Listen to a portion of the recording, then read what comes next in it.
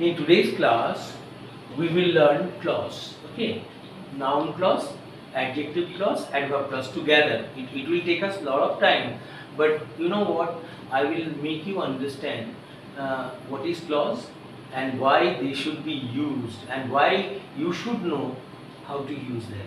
Because if you want to speak good English, if you want to speak English like your mother tongue, you need the knowledge of clauses, or you need to know about clause. Understood?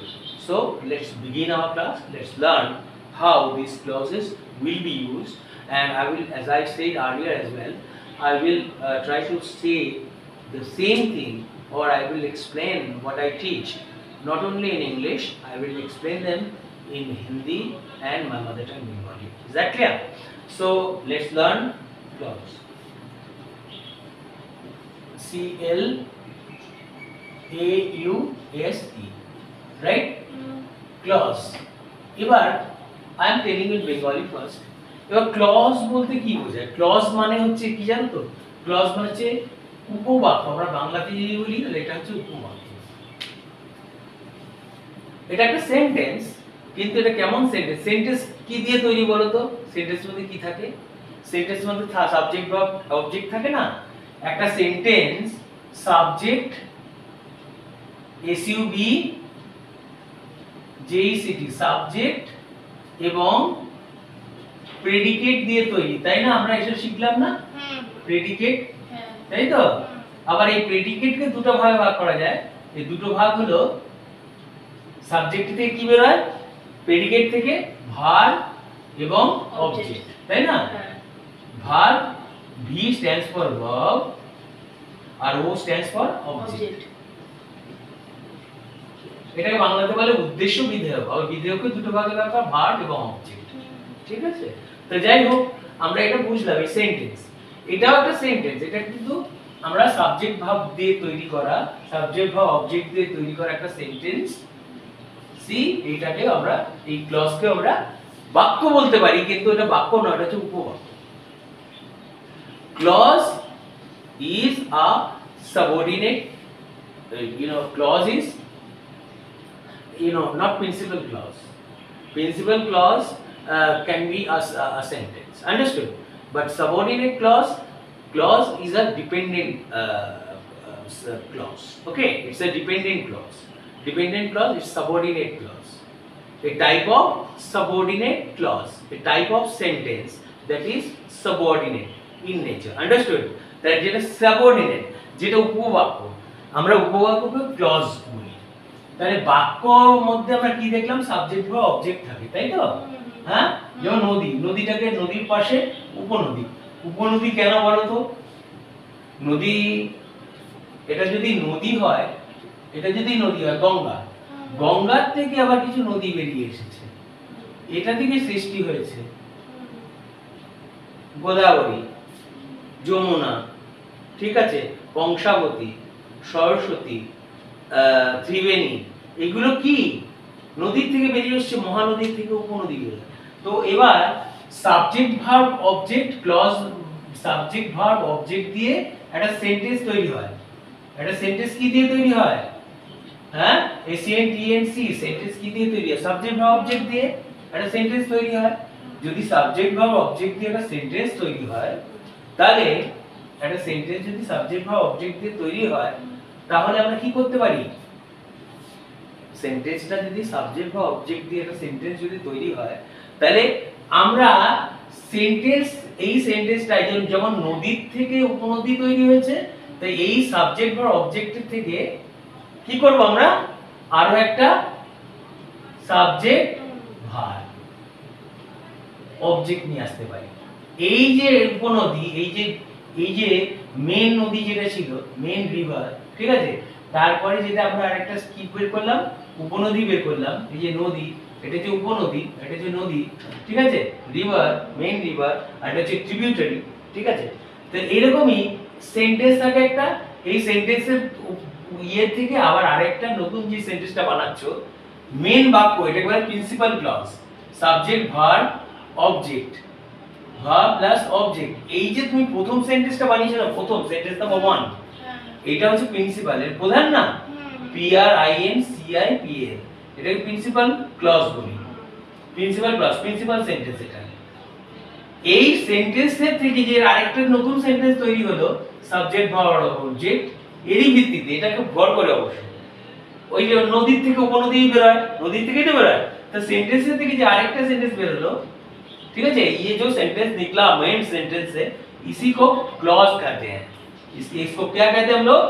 এটা principal clause, আর এর থেকে যে ক্লজটা আরেকটা বানালাম এর উপর ভিত্তি করে সেটাকে বলি সাবঅর্ডিনেট ক্লজ। সাবঅর্ডিনেট ক্লজ, বুঝতে পারছো? এটাকে কি বলি?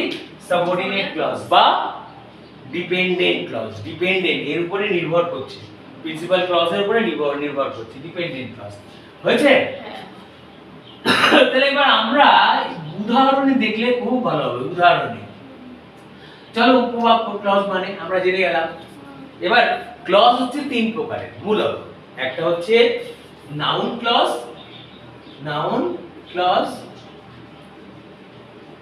অর্থাৎ এটা হচ্ছে এমন একটা ক্লজ, নাউন ক্লজ, যে ক্লজটা নাউনের মতো আচরণ করবে। নাউনটা কি? নেমিং ওয়ার্ড না? নেমিং ওয়ার্ড যে কোনো থালা, বাসন, চেয়ার যা কিছু দেখছো নেমিং ওয়ার্ড। অর্থাৎ এই নেমিং ওয়ার্ড গুলো কোথায় বসে? একটা বাক্যের, এই দেখো যদি বাক্য হয় সাবজেক্ট ভার্ব, হ্যাঁ সাবজেক্ট, তারপর কি বসালাম?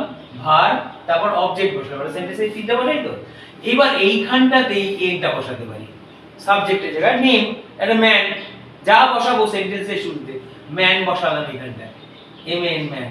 ম্যানটা কি? মানুষ, এটা নেমিং ওয়ার্ড, নাউন। এইবার পরে একটা ভার্ব বসালাম ইজ, তারপর এই অবজেক্টের জায়গায় করলাম কি? মর্টাল। এটাও একটা নাউন কিন্তু। মর্টাল মানে মরণশীল, ইমমর্টাল মানে অমর, ঠিক আছে? এটা কিন্তু অ্যাডজেক্টিভ যদিও হচ্ছে, ঠিক আছে? মর্টালিটি, ইমমর্টালিটি, যাই হোক, তুমি অবজেক্টের জায়গায় অ্যাডজেক্টিভ বসাতে পারো, ঠিক আছে? তাহলে নাউন আমি কি বলি? Kalyani is a city. আমি এটাই আসো না, কল্যাণী ইজ এ সিটি, এই সেন্টেন্সটাতে আসো। Kalyani, KLYANI, Kalyani is a city. কল্যাণীটা হলো একটা শহর। তাহলে এই আর্টিকেলটা বসালাম, এটা কার আগে বসিয়েছি? কল্যাণীর আগে। এটা হচ্ছে একটা নাউন, অবজেক্টের জায়গায় আমরা নাউন বসাতে পারলাম। আবার এখানে সাবজেক্টের জায়গায় এটার জায়গায় নাউন বসাতে পারি। তাহলে যদি নাউন যদি আমরা সেন্টেন্সের শুরুতে বসাই এবং শেষেও বসাতে পারি, তাহলে নাউন ক্লজও আমরা সেন্টেন্সের শুরুতে বসাতে পারবো, আর নাউন ক্লজ আমরা সেন্টেন্সের শেষেও বসাতে পারবো। নাউনের মতো এমন একটা বাক্য যেটা নাউনের মতো আচরণ করবে। তাহলে আমি তোমাকে একটা নাউন বাক্য বলি, তার মানে আমি ধরো নাউনের মতো আচরণ করি একটা, এটা হচ্ছে এটা হচ্ছে সাবজেক্ট, এটা সাবজেক্ট, এই ভার্বটা হচ্ছে সাবজেক্ট, এইটা কল্যাণীটা হচ্ছে সাবজেক্ট, আর এটা কি? এটা ভার্ব না? এটা হচ্ছে সাবজেক্ট, এইটা কি? মাঝখানে ইসটা, বলো ইসটা কি? ভার্ব তো। আর এই যে লাস্ট টাইমে যে বসেছে এটা তো অবজেক্ট, এই দুখানা নাউন বসিয়েছি। তা এবার এই যে subject of a Kalyani is a subject of the sentence Kalyani is a city। এই যে কল্যাণী is a city শহরটা, যে কল্যাণী হলো একটা শহর, এই বাক্যটাতে কল্যাণীটা হচ্ছে একটা সাবজেক্ট। সে তাহলে আমি সাবজেক্ট রূপেও কি করতে পারি? একটা বাক্য বসাতে পারি, ঠিক আছে? আমরা দেখি সাবজেক্ট রূপে একটা বাক্য কল্পনা করে বসাই তো। এরকম বলি, কোথায় ছেলেটা গেছে, ঠিক আছে? সেটাই হলো আমার প্রশ্ন। চিঠিটা যে কোথায় রাখা হয়েছে সেটা হচ্ছে রহস্য। তাহলে চিঠিটা যে কোথায় রাখা হয়েছে এই কথা যদি বলি, এখানে আমি এটা বুঝিয়ে দিচ্ছি নাউনের জায়গাটাতে। এই যে একটা সেন্টেন্স বলবো, ধরো সাবজেক্ট হবে ভার্ব দিয়ে,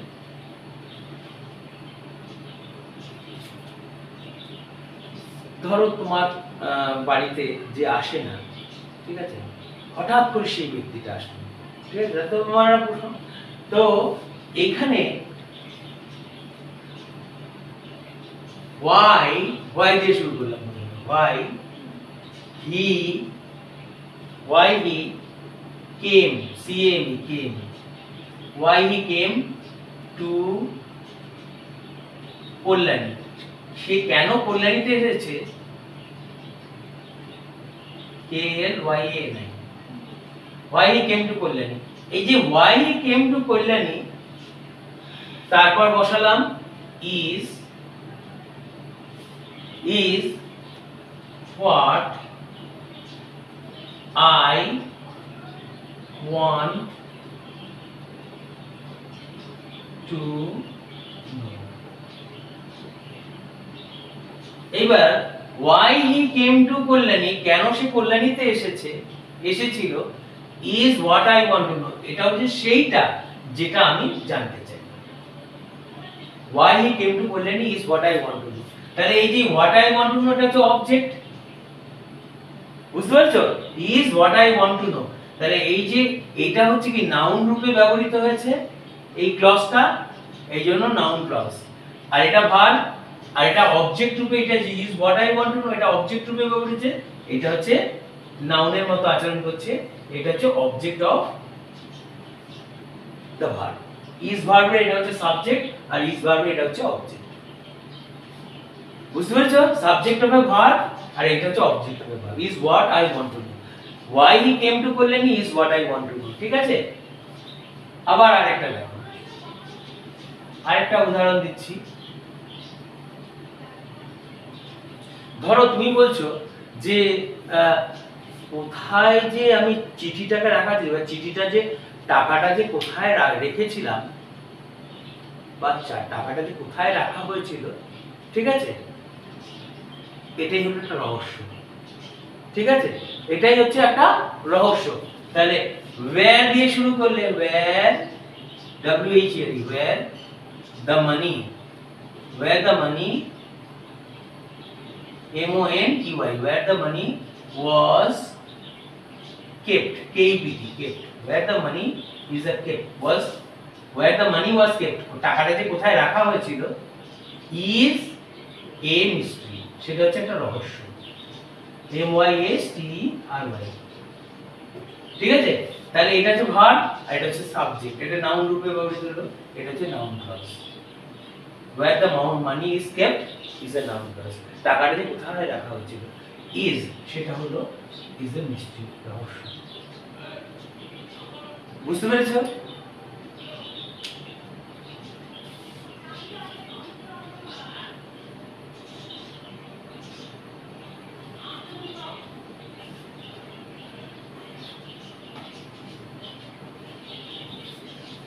এইবার তুমি অবজেক্ট বলে, আমি টাকাই চাই, money is what I want, বুঝতে পেরেছো? মানি MONEY, মানি ইজ হোয়াট মানে সেই জিনিসটা, এটা এটার অবজেক্ট, এটার উপরে ভিত্তি করে এই সেন্টেন্সটা আছে, I want, money is what I want, এটা হচ্ছে অবজেক্ট,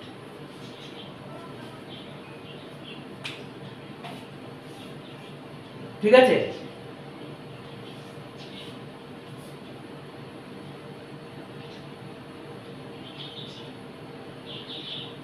আমি যেই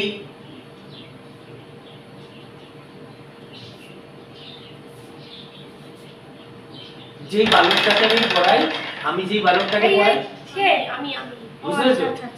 বালকটাকে পড়াই সে হচ্ছে এ, ঠিক আছে? তাহলে আমি সেই বালকটা he is who I teach, he is who I teach মানে কি বলো তো? He is who I teach, he মানে সে, ইজ এটা হচ্ছে, ইজটা হচ্ছে ভার্ব, হু মানে যাকে, আই টিচ তার মানে এটা অবজেক্ট, এই ভার্বটার অবজেক্ট হচ্ছে হু আই টিচ, বুঝতে পেরেছো? Clear? Kalyani KLLYANI, Kalyani is ওয়্যারটা লিখছো তুমি, এই ওয়্যারটা কি? এটার object, Kalyani is where I live, Kalyani হচ্ছে সেই জায়গা যেখানে আমি বাস করি, তাহলে এই ভার্বটার অবজেক্ট কে? এই ভার্বটার অবজেক্ট হচ্ছে কল্যাণী, বুঝতে পেরেছো? Kalyani is understood, you no keep it there, okay, understood what I'm saying? বুঝতে পেরেছো? কল্যাণী 2 মিনিট লাগবে খেয়ে নি, okay, Kalyani is where I live, you get it what I'm saying? বুঝতে পেরেছো? তাহলে এটা এই ভার্বটার অবজেক্ট না, এটা বুঝতে পেরেছো? তাহলে এইবার তুমি একটা সেন্টেন্সের মধ্যে অবজেক্ট আমি প্রিপোজিশন রূপে তুমি ব্যবহার করতে পারো। অবজেক্টের প্রিপোজিশনের অবজেক্ট, প্রিপোজিশনের পরে যা বসবে সেটা কি হবে? Noun clause. কিরকম দেখো,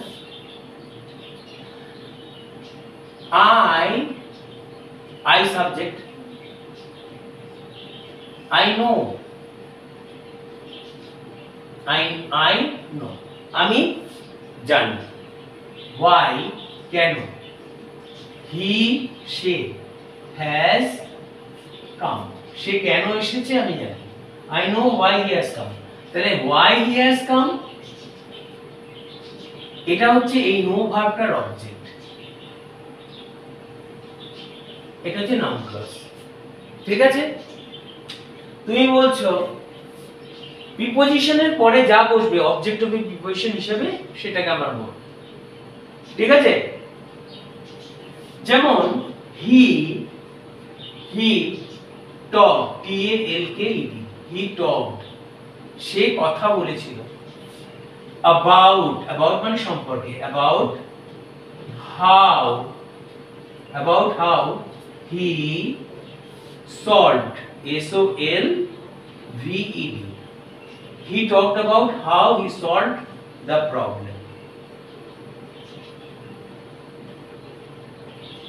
সে কিভাবে সমস্যার সমাধান করেছিল সেই সমাধান। তাহলে অ্যাবাউট এর পরে যা বসেছে, about how he solved the problem, এটা হচ্ছে নাউন ক্লজ, এটা হচ্ছে অবজেক্ট অফ এ প্রিপোজিশন। এটাকে কি বলবো? Object of a preposition. বুঝতে পেরেছো? তাহলে অবজেক্ট অফ এ প্রিপোজিশন কি আমি জেনে গেলাম। এইবার এটা নাউন ক্লজ চলছে, নাউন ক্লজে তুমি কি পেলে? Object of subject of object of object of preposition পেয়েছো। এবার অ্যাডজেক্টিভ কমপ্লিমেন্ট মানে অ্যাডজেক্টিভের উপরে ভিত্তি করে তুমি একটা নাউন ক্লজ ব্যবহার করতে পারো। যেমন তুমি বলছো আমি আনন্দিত, আই অ্যাম গ্ল্যাড বলছো। ঠিক আছে, আই অ্যাম গ্ল্যাড বললে তো এই গ্ল্যাড এর ভিত্তিতে তুমি একটা সেন্টেন্স নিয়ে আসতে পারো। আই অ্যাম গ্ল্যাড দ্যাট, এই সেন্টেন্সটা এই যে গ্ল্যাড এর উপর ভিত্তি করে সেন্টেন্সটা তৈরি হবে। I am glad that you have come, আমি আনন্দিত যে তুমি এসেছো। অ্যাডজেক্টিভের উপর ভিত্তি করে অনেক সেন্টেন্স বানাতে পারো তুমি। I am happy that he is keep coming, আমি সুখী যে জেনে আনন্দ পাচ্ছ। Happy, I am happy that he is coming, আমি খুশি যে ও আসছে। বুঝতে পেরেছো? যেমন ধরো তুমি দুঃখিত বলছো আই অ্যাম স্যাড। এবার স্যাড এর কারণটা কি? এখানে এই স্যাড থেকে একটা সেন্টেন্স লিখে দাও। I am sad that he is not well, আমি দুঃখিত যে সে সুস্থ নেই। তাহলে এই সেন্টেন্সটাকে আমি তৈরি করেছি কার ভিত্তিতে? এই এর ভিত্তিতে। বুঝতে পেরেছো? কার ভিত্তিতে হি ইজ নট ওয়েল বললাম? হ্যাঁ, এই স্যাড এর ভিত্তিতে, স্যাড কে ভিত্তি করে। তাহলে কমপ্লিমেন্ট অফ স্যাড, স্যাড এর কমপ্লিমেন্ট কে? এইটা পূরণ করে দিচ্ছি। এটা হচ্ছে অ্যাডজেক্টিভ কমপ্লিমেন্ট। ঠিক আছে, এবার চলে এসো অবজেক্ট কমপ্লিমেন্ট। আবার অবজেক্টের কমপ্লিমেন্ট হতে পারে। কিরকম object complement?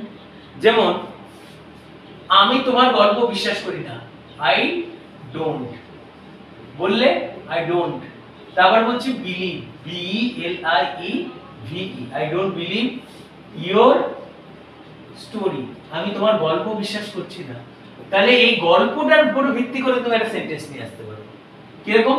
I don't believe your story, তারপর একটা দ্যাট বলে দাও। I don't believe your story that you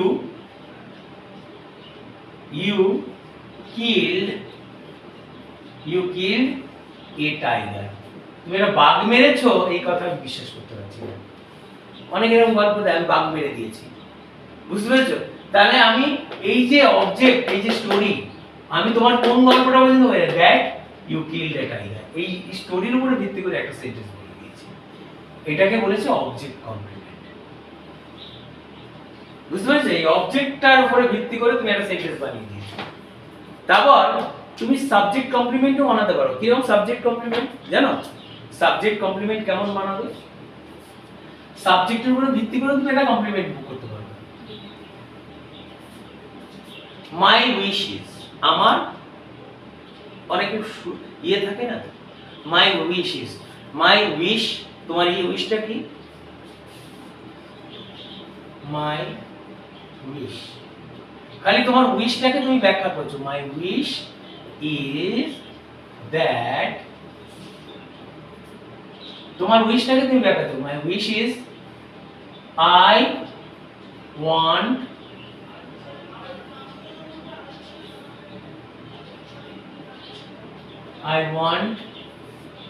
my son, I want my son to stand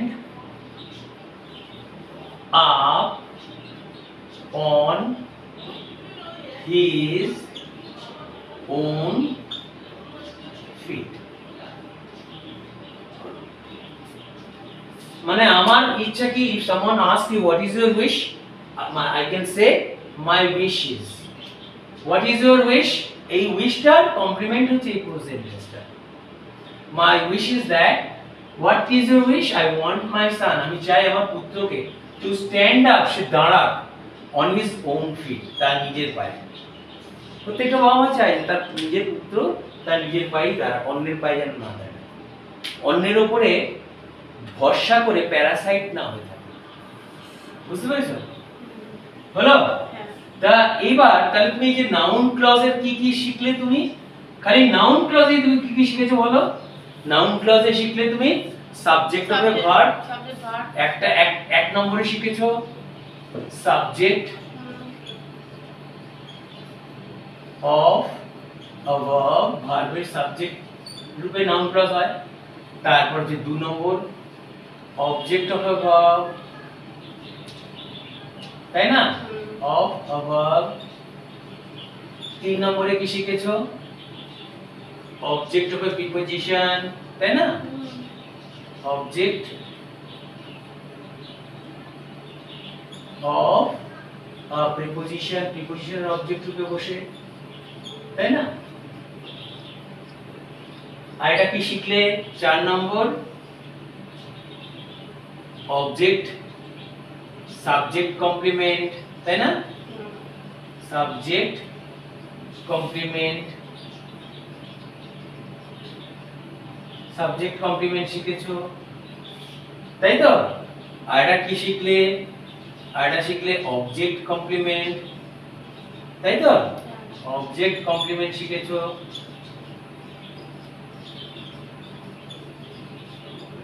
আর এটা কি শিখেছো? Subject complement, object, adjective complement শিখলে না? ADJECT, অ্যাডজেক্টিভের উপর ভিত্তি করে অ্যাডজেক্টিভ কমপ্লিমেন্ট, তাই তো? ভালো লাগলো? তাহলে তুমি এবার চিন্তা করো, এই বোর্ড ব্যাপারটা আমরা বিখ্যাত হওয়ার জন্য ব্যবহার করছি না কিন্তু। কেন? আমাদের এখানে বিখ্যাত হওয়ার কিছু নেই। আমরা যারা যেসব গৃহ শিক্ষকরা বাড়িতে বাড়িতে পড়ায় বোর্ডে, তাদেরকে আমরা স্কুলের ক্লাসরুমটা পাইয়ে দিচ্ছি, বাড়িতে বসে পাইয়ে দিচ্ছি না? এবং কিছু কিছু শিক্ষক মহাশয়রা এত ভালো পড়ান বাড়ির ক্লাসরুমে যে স্কুলের ক্লাসরুমকেও তা হার মানায়। তাই নয় কি? হার মানায় কি না? তৃপ্তি করে তুমি আমাকে গৃহ শিক্ষক হিসেবে রেখেছো, তুমি তোমার মতো করে যত যেখানে যা বলতে পারো নি, স্কুলে স্কুলে কি হয়, বাচ্চারা বলতে পারে না, অনেক কিছু না বলা কথা থেকে যায়, সাহস পায় না 10 জনের মধ্যে কিছু বলতে, জিজ্ঞেস করতে ব্যাপার আছে। কিন্তু এখানে তোমার যখন শিক্ষকটা কেনা, যাকে তুমি পয়সা দিয়ে রেখেছো, তোমার মনে যত রকমের প্রশ্ন ছিল সবকিছু ক্লিয়ার করে নিচ্ছ।